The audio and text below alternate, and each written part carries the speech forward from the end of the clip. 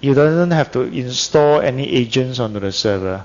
It will just scan all the VCS node for you, all your replication setup for you, and then it will compare your configuration to up to 4,600 different signatures of DR failures, as in error configurations.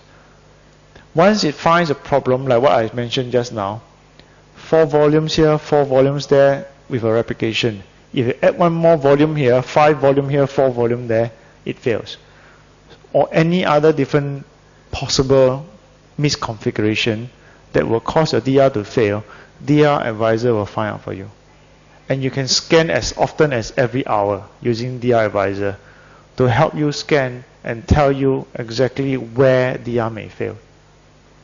So then you have an automated way of finding out all the differences, and you keep a list of things that you need to do so that the DR side will catch up with the primary side. Things like that. So this will give you confidence in terms of your DR preparation. This is one example that I mentioned just now. So in this configuration, DR side got 3 volume, primary side got 3 volume, but there's only 2 replication being set up. The 3rd volume is not being replicated. So DR Advisor will come and tell you this DR will fail, this standby server will fail. You will have to resort to backup and recovery, as in tape recovery, when DR happen for this site. A more complicated one, everything is replicated, same number of disks, primary and secondary. But if DR Advisor finds that this belongs to the same database instance, but the disk for this one database instance is being replicated over by 2 different replication links, DR Advisor will still flag this out. This will not be very obvious to a normal administrator who is not so experienced. Why is that so? Why DR will fail? And can anyone tell me? Because if this is the same database instance, it has to be replicated by the same replication volume group. If it's different and it's a very busy database, data will arrive out of order at the DR side because it's 2 different network links. One link could be faster than the other. Data arrive at a different order. When DR happens, this database data cannot be used because the right order fidelity is out. So things like that, not so obvious, DR Advisor will still advise you that this is something that you need to fix. Another config could be, another thing that DR Advisor can find out is the differences between the OS setup or the software component setup or the hardware setup or the OS tuning between the primary and secondary. So in this case, DR Advisor found out that the standby server at the DR side has a very different hardware configuration. It's a lot slower, has a lot less RAM, and most importantly, this could still be allowable because DR side usually you use a less powerful server. Because in the DR, the objective is to get the application up and running, not necessarily having the same level of performance.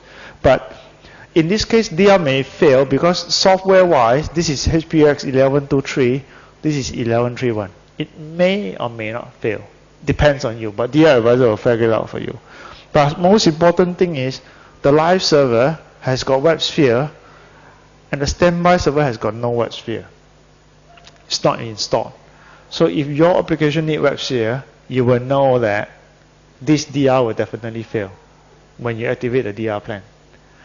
And also Java is different version, EMC PowerFile is different version, and then the OS tuning parameters is also different. So you flag all these things out to tell you that you have to fix all these things, otherwise your DR may be in jeopardy. So this is a way of us helping you to ensure that your DR is more successful. Another thing about DR plan is about DR testing. A lot of users, when I talk to them and I ask them, so how often do you test DR?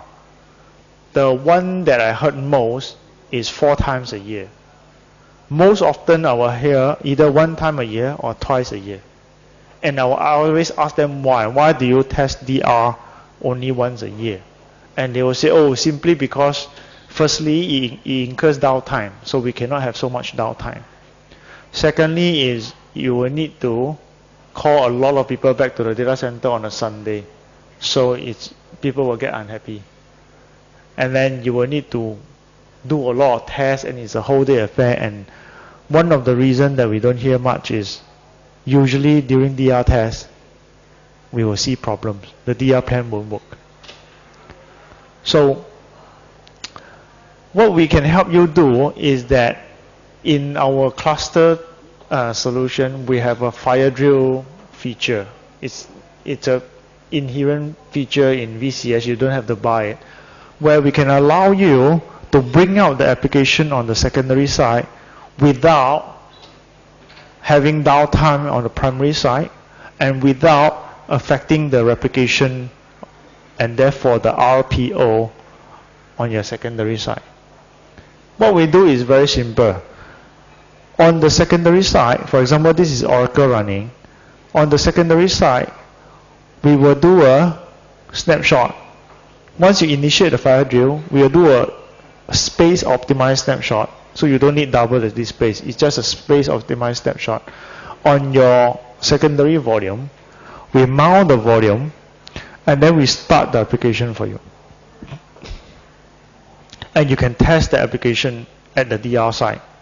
While this is still running, this is still ongoing. So this volume is still replicated to here. What you're changing is the snapshot. So you can do whatever dummy transaction you want against the database to test whether it works during DR. And once you're done, FireDrill will shut down the application for you and remove the snapshot for you. So you can do this every day if you want to test your DR, so that you'll be very confident that when DR really happens, your application can come out. Do you think this is helpful for you? If you can have this, you can really test out your DR plan for any of the application that we support by VCS, which is the most in the world, the most comprehensive list of application that we support across all these OS platforms that I mentioned. Across, you can do this on our cluster on AIX, HPUX, Solaris, Windows, Linux. One of our big user of this fire drill is actually one of the large stock exchange in Singapore. So they're so confident of the fire drill, now they don't even use the fire drill to test DR.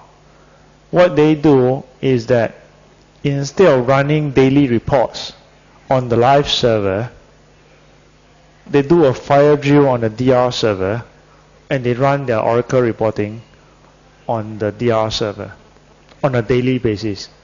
So not only they test their DR every day, they actually offload their daily report from the live server by doing this. So one stone they kill two birds basically. They test the DR every day, and they offload their reporting processing from and away from their live server. So there's no impact on application at the production side. And on this feature, we support VVR and EMC SRDF replication. Okay? So you can simulate DR every day if you want to, without incurring downtime, without getting everybody back. I used to work with one of the big global banks in Singapore. They said every time they test DR, they have to call everybody back on a Sunday. Storage admin, server admin, network admin, DBAs. Everybody come back, shut down the primary side, bring out the secondary side and do tests. It's a big exercise. So with this, they don't have to do it anymore. Right? They can do this anytime they want at the DR side. So this is one of my last slides for this session.